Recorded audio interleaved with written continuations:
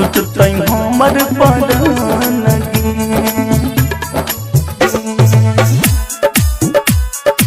DJ Vikas singing by Lakhanlal Singh. होते सवेरा चले जेबो ससुरार रे, ठीक से रही कुछो करी है ना यार रे, करी है ना यार रे, करी है ना यार रे। तोहरा बिना जान होते परेशानी, मन तमन जैते दिलवा नहीं मानी। हमरा बिना सुनही रे लाभर होखी है ले परेशान रे। ओने तोहरा तो सामन गइए ने छुटतै हमर परानगी।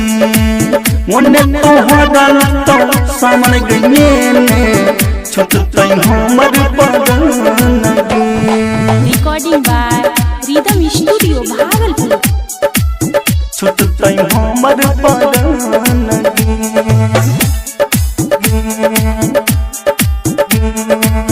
छुटतै हमर परानगी। छोड़िए के हमरा जब जइभी ससुराबा, रतिया में की करतै फोनाबा जी।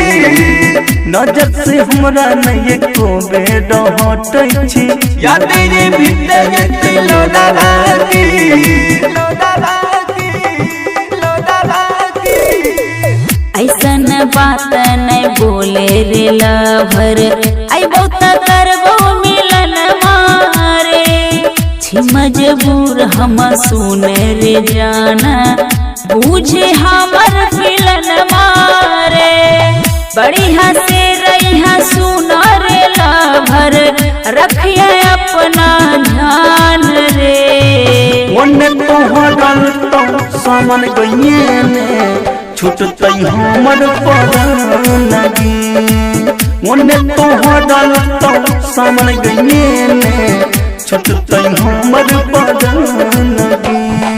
Mix by Rahul Yadav. छुटतै हमर परानगी।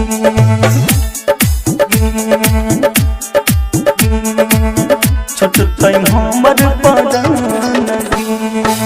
तोहरा बिना सुने होई जइबो पागल, होई जइबो बदलाहतगी। बढ़िया से तब रहतो गे लखन, लेना जेभी जब याहतगी, याहतगी, याहतगी। दिल में तू ही छही रे बसल, रहबी हर दम यरवारे। सैया से बढ़ के सुन रे लभरवा, करबो तोरा हम प्यारवा रे। शशि सिकंदर राइटर बाबू, बतिया ले अब मान रे। ओने तोहरा तो सामन गइए ने छुटतै हमर परानगी। ओने तोहरा तो सामन गइए ने छुटतै हमर परानगी। Mix by Rahul Yadav.